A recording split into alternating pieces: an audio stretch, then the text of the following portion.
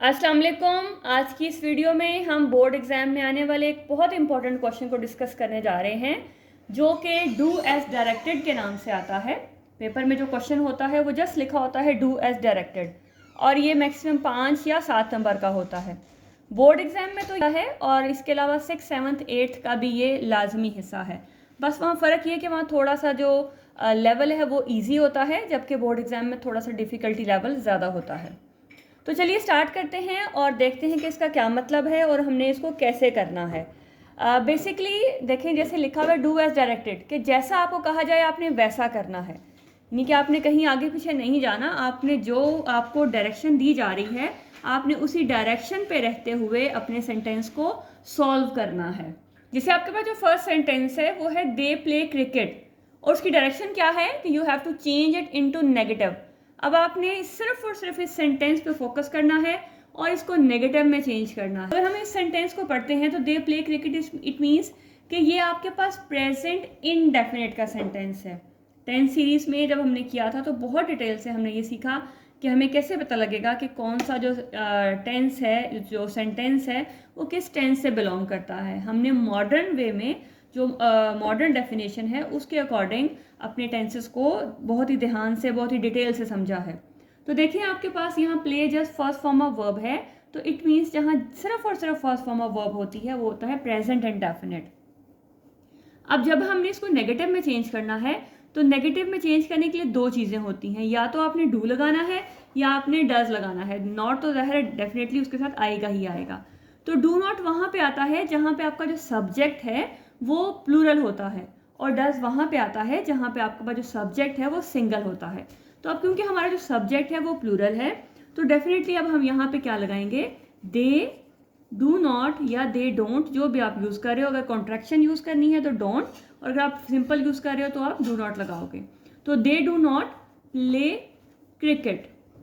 तो सिंपल आपने इस डायरेक्शन को फॉलो करते हुए अपने सेंटेंस को कंप्लीट करना है, उसको उसमें चेंज करना है। इसके अलावा आपने कुछ भी नहीं करना। सिर्फ आपका कॉन्सेप्ट अगर क्लियर है, आपको अंडरस्टैंडिंग है चीज़ों की, टेंसेस की, प्रपोजिशन की, और बहुत सारे जो आपके पास जो कॉन्सेप्ट हैं उनकी है, तो आप बड़े इजीली इनको कर सकते हो और बड़े आराम से आपके यहाँ फुल मार्क्स आ सकते हैं।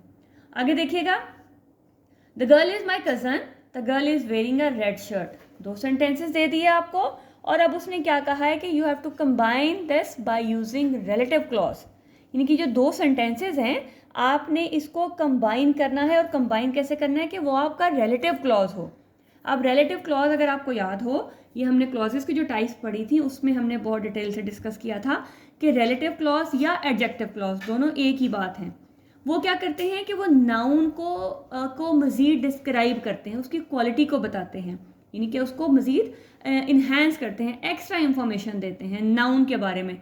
और हमेशा ये राइट आफ्टर द नाउन आते हैं। नाउन के फ़ौरन बाद जो आएगा वो हमेशा रिलेटिव या एडजेक्टिव क्लॉज होगा। तो और वो हमारे पास जो रिलेटिव क्लॉज हैं वो जो बेसिकली हैं वो WA से यानी पास ये स्टार्ट होते हैं। ठीक है, ये आपके पास 5 होते हैं। अब आपने इनके अंदर से कुछ पुट करते हुए आपने इन दोनों सेंटेंसेस को कंबाइन करना है और इसको रिलेटिव क्लॉज के साथ आपने अटैच करना है। तो अब जैसे मैंने कहा कि रिलेटिव क्लॉज क्या होता है, वो हमेशा एक तो नाउन के फ़ौरन बाद आता है और नाउन को डिस्क्राइब करता है। तो यहाँ पे आपके पास द गर्ल भी नाउन है, is my cousin the girl. अब ये गर्ल 2 दफ़ा आ गया। अब हमने इसको एक सेंटेंस बनाना है तो डेफिनेटली गर्ल है वो 2 दफ़ा तो नहीं आएगा। तो ये गर्ल तो मैंने एक दफ़ा लिख लिया। अब गर्ल को क्या चीज़ डिस्क्राइब करी, क्या चीज़ उसकी क्वालिटी को डिस्क्राइब कर रही है, द गर्ल। अब मैंने कहा कि यहाँ पे हमने रिलेटिव क्लॉज लगाना है। अब गर्ल के बारे में क्या बताया जा रहा है कि जिसने रेड शर्ट पहनी हुई है। ठीक है, मेरी ये जो लड़की है ये मेरी कज़न है, और इस लड़की ने क्या हुआ है कि रेड शर्ट पहनी हुई है। ठीक है, अब वो लड़की जिसने रेड शर्ट पहनी हुई है मेरी कज़न है। तो जिसने आपने उसको डिस्क्राइब करना है, तो the girl who is wearing red shirt is my cousin. ठीक है, तो ये देखें, तो the who is wearing red shirt ये किसको डिस्क्राइब कर रहा है, ये आपके नाउन को डिस्क्राइब कर, उसको मजीद इन्हेंस कर रहा है, उसके बारे में मजीद बता रहा है। और किससे शुरू हो रहा है, ये आपके रिलेटिव क्लॉज से शुरू हो रहा है। ठीक है, ये रिलेटिव पर नाउन है जिसके साथ ये सारा जो है ये फिर हमारा रिलेटिव क्लॉज बन जाएगा। तो ये सारा का सारा जो है, जो रिलेटिव पर नाउन है ये, और ये सब जब सारा बनेगा तो ये रिलेटिव क्लॉज बन जाएगा। अगर आपको क्लॉज का, फ्रेज का और रिलेटिव क्लॉज क्या है, एडजेक्टिव क्लॉज क्या है, एडवर्ब क्लॉज क्या है, इसके बारे में अगर नॉलेज है तो आप इस सेंटेंस को बड़े इजीली बना सकते हो। लेकिन अभी मैंने कोशिश की है कि थोड़ा सा एक्सप्लेन कर सकूं ताकि आपको अंडरस्टैंडिंग लेवल अगर आपको नहीं आता तो थोड़ा सा क्लियर हो जाए। तो the girl who is wearing red shirt, मतलब ये चीज़ जो आप इस गर्ल को इन्हेंस कर रही है उसके बारे में मजीद बता रही है, वो कौन है, इज़ माई कज़न, वो मेरी कज़न है। तो इस तरह से जब आप इसको बनाओगे तो ये आपके पास रिलेटिव क्लॉज आ जाएगा। He was talking on the phone dash I arrived. अब यहाँ से आपने क्या करना है, या तो वाइल लगाना है या फिर आपने यहाँ पे व्हेन लगाना है, इन दोनों में से कोई एक आपके पास यहाँ पे आएगा। तो देखिएगा, he was talking on the phone while I arrived या व्हेन आई अराइव्ड। तो यहाँ पे आपके पास आएगा व्हेन आई अराइव्ड, वो बात कर रहा था जब मैं पहुंचा। ठीक है, तो अब यहाँ पे एक आपके पास टिप बता देती हूँ कि यहाँ पे आपको कैसे आइडेंटिफाई होगा कि आप ये भी तो कैसे वाइल क्यों नहीं आया। तो यहाँ याद रखिएगा कि अगर आपके पास यहाँ सेंटेंस में दो पार्ट हैं, एक ये व्हेन आई अराइव्ड और he was talking on the phone. अगर आपके पास सिर्फ एक दफ़ा सेंटेंस में एक दफ़ा आईएनजी है, ठीक है, तो आपने हमेशा वहाँ पे लगाना है व्हेन। और अगर आपके पास सेंटेंस में दोनों पार्ट्स में आईएनजी है, यानी कि यहाँ पे टॉकिंग है और यहाँ पे अगर अराइविंग होता, तो फिर आपके पास आएगा यहाँ पे वाइल। तो ये छोटी सी टिप है कि जब आपके पास सेंटेंस में सिर्फ सिंगल टाइम आईएनजी हो, दोनों पार्ट में किसी एक के पास आपके पास आईएनजी है तो आप व्हेन लगाओगे, और अगर आपके पास दोनों में जो वर्ब है दोनों अगर आईएनजी दे रहे हैं तो फिर आप लगाओगे वाइल। ठीक है, तो ये आपने हमेशा याद रखना है। The picture is dash the wall and it is beautiful.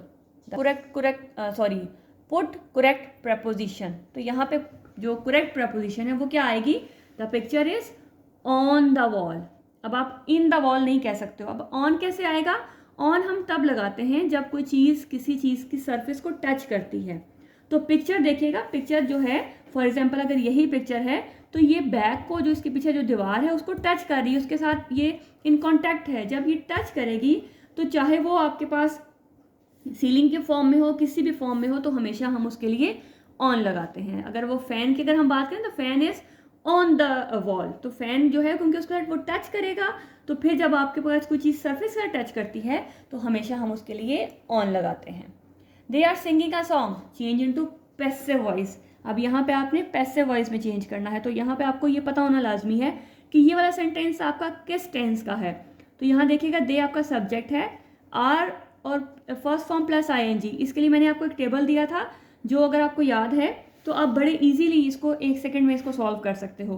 तो जहाँ पे इज आर एम के साथ फर्स्ट फॉर्म प्लस आईएनजी होता है वो हमारा होता है प्रेजेंट कॉन्टिन्यूस का सेंटेंस, और ये आपके पास ऑब्जेक्ट। तो अब हम इसको चेंज करते हैं, अ सॉन्ग। अब सॉन्ग क्योंकि सिंगल है और हम लगाते हैं is being, a song is being sung by them. ठीक है, तो जब आपके पास प्रेजेंट कॉन्टिन्यूस का एक्टिव सेंटेंस होता है, इसको पैसिव बनाने के लिए हम इज बीइंग, आर बीइंग और एम बीइंग का यूज करते हैं। तो आई होप कि आपको ये क्लियर हो गया होगा।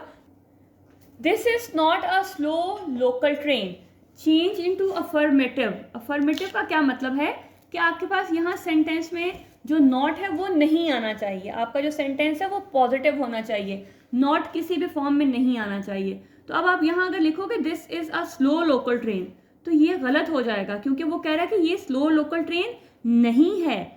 तो यहाँ थोड़ा सा फोकस करने की जरूरत है। सिर्फ आपने ये नहीं कि नॉट हटा देना तो आपका सेंटेंस ठीक हो जाएगा, नहीं। वो कह रहा है कि ये एक स्लो लोकल ट्रेन नहीं है। तो अगर स्लो नहीं है तो फिर क्या है, अगर स्लो नहीं है तो इसका मतलब है ये फास्ट है। ठीक है, इसका ऑपोजिट हो जाएगा।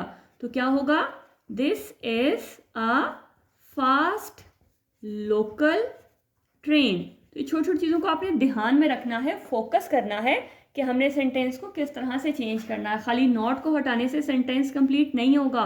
तो नॉट के बाद तो आप उसको वैसे ही बता रहे हो कि ये आपका इसका मतलब है कि ये स्लो है, तो वो कह रहा है कि ये स्लो नहीं है। तो स्लो नहीं का मतलब है कि ये फास्ट है। तो फिर जब आप लिखोगे फास्ट है तो फिर ये आपका अफर्मेटिव सेंटेंस कंप्लीट होगा। This is very interesting novel. तो आपने इसको किस में चेंज करना है, एक्सक्लेमेटरी सेंटेंस में। अब जब आप एक्सक्लेमेटरी सेंटेंस होता है उसमें आप क्या करते हो कि या तो आप मतलब अफसोस का इजहार होता है जो एक्सक्लेमेटरी सेंटेंस होते हैं, या परेशानी का, हैरानगी का, खुशी का आप इजहार करते हो, और हमेशा उसमें साइन ऑफ एक्सक्लेमेशन आता है।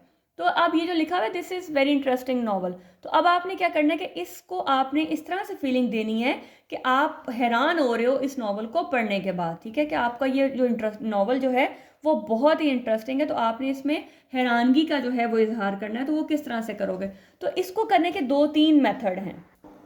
अगर मैं ईजीएस्ट की बात करूं तो अगर आप इसको ऐसे सिर्फ जस्ट ऐसे ही लिख दो कि this is very interesting novel और एंड में साइन ऑफ एक्सक्लेमेशन, ये याद रखें कि ये लाजमी है, ये लगा देते हो तो ये इसका आंसर बन जाएगा। इसके अलावा एक्सक्लेमेटरी सेंटेंस को बनाने का एक और मेथड है कि अगर आप इसको ऐसे लिखो कि how interesting this novel is और एंड में साइन ऑफ एक्सक्लेमेशन, तो ये भी एक तरीका है। या फिर इसको हम एक और तरीका, या हमें पास अभी स्पेस नहीं है, मैं ऊपर लिख रही हूँ कि what an interesting novel this is, या फिर what a very interesting novel this is. तो यहाँ आपके पास 3-4 मैंने आपको मेथड बता दिए, जो भी इजी लगे आप उसको उसमें लिख सकते हैं, वो गलत नहीं होगा। तो आई थिंक ये जो सबसे पहले वाला है यही आपको इजी लगेगा कि एज इट इज़ उसको लगा दें और एंड में साइन ऑफ एक्सक्लेमेशन लगाना लाजमी है, ये नहीं लगाओगे तो फिर गलत है। या how interesting this novel is, what an interesting novel this is, तो ये सब क्या करते हैं, आपको जो नॉवल है वो पढ़ के आप सरप्राइज हो रहे हो, आप हैरान हो रहे हो, तो ये उसको शो करवाने के लिए लिखा जाता है, ठीक है। तो आगे देखिए, he broke another window yesterday, तो अब आपने इसको चेंज करना है इंट्रोगेटिव में। तो अब ये पहले हमें ये पता होना लाजमी है कि जो सेंटेंस है वो किस टेंस का है। तो ये आपको जो वर्ब है ये ब्रोक, ब्रेक की जो सेकंड फॉर्म है वो है ब्रोक, जहाँ सिर्फ और सिर्फ सेकंड फॉर्म ऑफ वर्ब होती है वो आपके पास होता है पास्ट इंडेफिनिट का, और पास्ट इंडेफिनिट में हमने हमेशा डिड का इस्तेमाल किया है और डिड के बाद हम first form of verb use करते हैं। तो क्या होगा, he didn't break another window yesterday, तो ये इसका हो जाएगा negative sentence, sorry interrogative sentence. No other poet is as great as Allama Iqbal, अब इसको आपने क्या करना है, अफर्मेटिव सेंटेंस बनाना है, यानी कि आपके पास नो नहीं आना चाहिए, नो का वर्ड किसी भी फॉर्म में नहीं आना चाहिए। अच्छा, अब मैं इस नो को हटा दूँ तो मैं क्या लिखूँगी, other poet is as great as Allama Iqbal, तो फिर तो वो उसके साथ कोई सेंस ही नहीं देगा। तो आपने थोड़ा सा अपने जहन को भी हिलाना है, थोड़ा सा माइंड को जो आपके पास है तो उसको भी आपने यूज़ करना है। तो थोड़ा सा यहाँ पे आपने अपनी कॉमन सेंस को यूज़ करना है कि आपने सेंटेंस को थोड़ा सा मोल्ड करना है। तो मोल्ड आप कैसे करोगे कि यहाँ पे इलामा इकबाल को बाकी जो पोइट हैं उनसे कंपेयर किया गया है। जब हम कंपेयर करते हैं तो हम वहाँ पे कंपैरेटिव डिग्री लगाते हैं। जब हम कंपैरेटिव डिग्री लगाएंगे तो क्या करेंगे, इलामा इकबाल को हम दूसरों से कंपेयर कर रहे हैं ना, तो हम लगाएंगे Allama Iqbal is greater than other poets। Next sentence है, my friend urge me to apply for that job, ठीक है। तो अब इसको आपने इम्पेरेटिव सेंटेंस में चेंज करना है। इम्पेरेटिव सेंटेंस कौन से होते हैं, जिसमें कोई आपके पास कमांड दी जाती है, कोई रिक्वेस्ट होती है, ऑर्डर होता है, फॉरबेड होता है, कोई एडवाइस होती है, कोई सजेशन होती है, ठीक है। तो वो सारे के सारे आपके पास इम्पेरेटिव सेंटेंसेस होते हैं। तो यहाँ पे आपको फ्रेंड ने अर्ज किया, उसने आपको मतलब उभारा उस बात पे कि आपको कन्विंस किया कि आप उस जॉब के लिए अप्लाई करें। तो ये आपके पास बेसिकली इनडायरेक्ट सेंटेंस है, आपने इसको डायरेक्ट सेंटेंस में बनाना है। तो डायरेक्ट सेंटेंस में हम क्या करते हैं, हमारे पास जो भी कमांड होती है हम उसको सेड टू में या टोल्ड में लिखते हैं। तो my friend said to me, फिर आपके पास ये टू है ये नहीं आता, फिर आपके पास नेक्स्ट आता है इन्वर्टेड कॉमास, जो आपने दोस्त को बात कही है वो एज इट इज़ आनी होती है, ठीक है। तो आपके पास क्या आएगा, apply for this job, that नहीं आएगा, दिस को हम चेंज करते हैं दैट में। तो यहाँ पे जब आपके पास डायरेक्ट स्पीच है तो वहाँ पे आपके पास जो कही हुई बात होती है, जो दो लोगों के दरमियान जो कन्वर्सेशन होती है, वो आप एज इट इज़ लिखते हो। तो my friend said to me apply for this job, तो ये आपके पास इसका जो है वो आंसर होगा। नेक्स्ट देखिएगा, he is so weak that he can not walk. अब आपने इस सेंटेंस को TOO और TO यूज़ करते हुए इस सेंटेंस को इसके साथ लिखना है।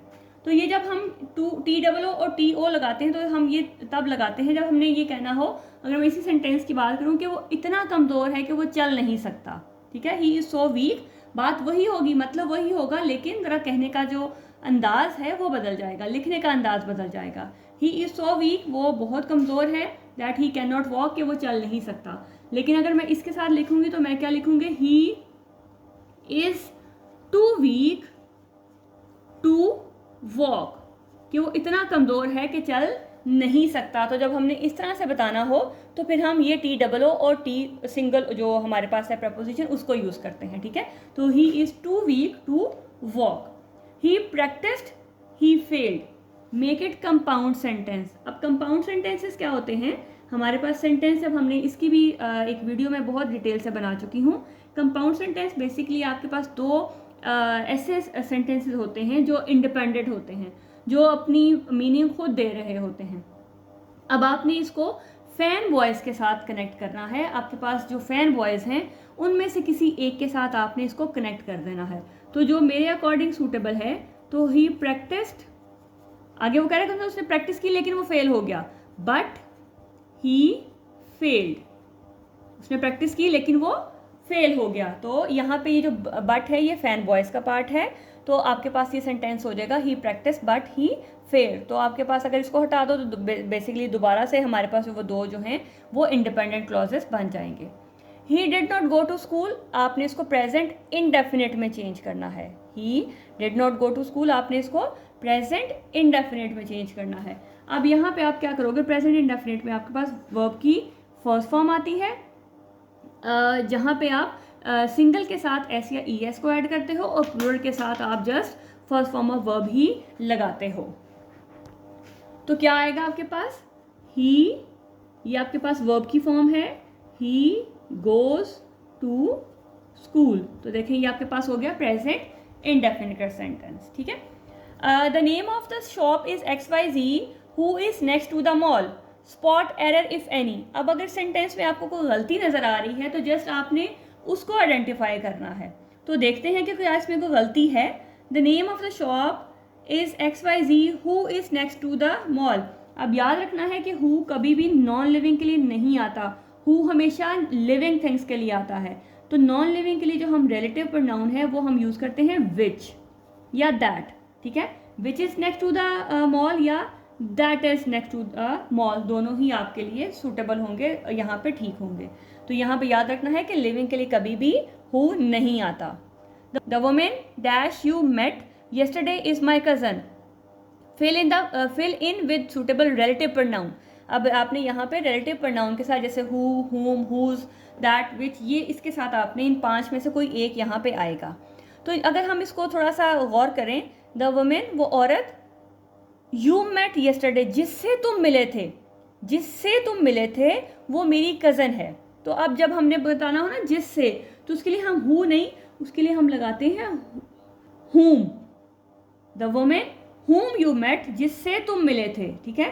तो जब भी आपने बताना हो कि आप इसका जब आपने डिटेल में बतानी हो, इसका आपने रिलेशन शो करवाना हो कि जिससे आप मिले थे, जिसको आप जानते हो, तो हम उसके लिए हमेशा यूज़ करते हैं whom। The women whom you met yesterday is my cousin. She will be attending the Met Gala this year. इसको आपने चेंज करना है नेगेटिव में।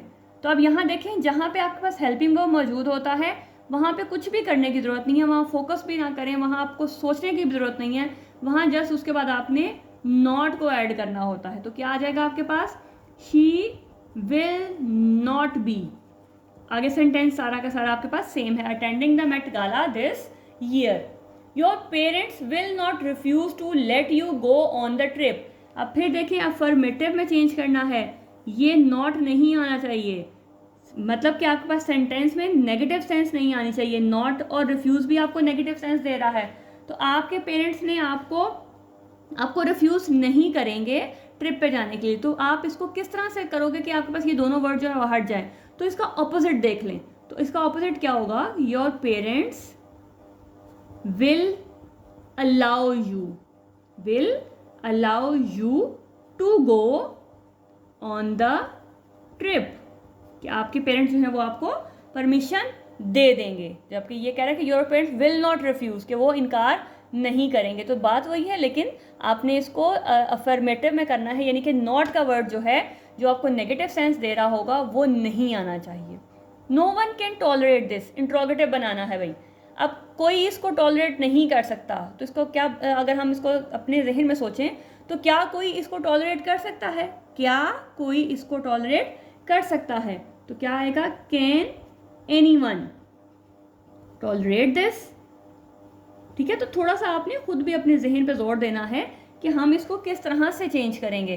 तो नो वन कैन टॉलरेट, इसको कोई नहीं बर्दाश्त कर सकता, तो क्या कोई इसको बर्दाश्त कर सकता है? तो can anyone tolerate this. Next है the beauty of nature is beyond description, interrogative में चेंज करना है। जिन सेंटेंसेस में आपके पास हेल्पिंग वर्ब होता है उन सेंटेंसेस में कुछ भी लगाने की ज़रूरत नहीं होती, जस्ट वही आपके पास स्टार्ट में आ जाता है। तो क्या इसके अंदर कोई हेल्पिंग वर्ब है? The beauty of nature is beyond description, तो क्या आ जाएगा? Is the beauty of nature beyond description. ये जो इज है ये आपका स्टार्ट में आ जाएगा।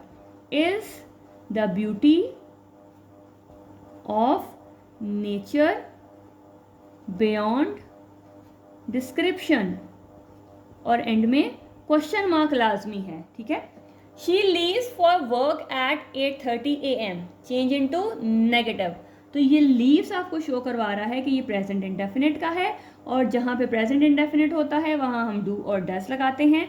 अब ये क्योंकि हमारा सब्जेक्ट जो है वो सिंगल है, और सिंगल के साथ हमेशा हम क्या लगाएंगे? Does not. तो हमारे पास क्या आएगा? शी डजंट लीव, फिर आपके पास एस या ई एस नहीं आता।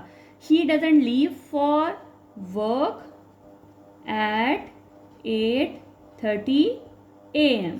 ठीक है, तो ये थे हमारे कुछ सेंटेंसेस जिसको अगर आपके क्वेश्चन में डू एज डायरेक्टेड आ जाता है तो आपको आइडिया हो जाना चाहिए कि आपने इसको कैसे चेंज करना है।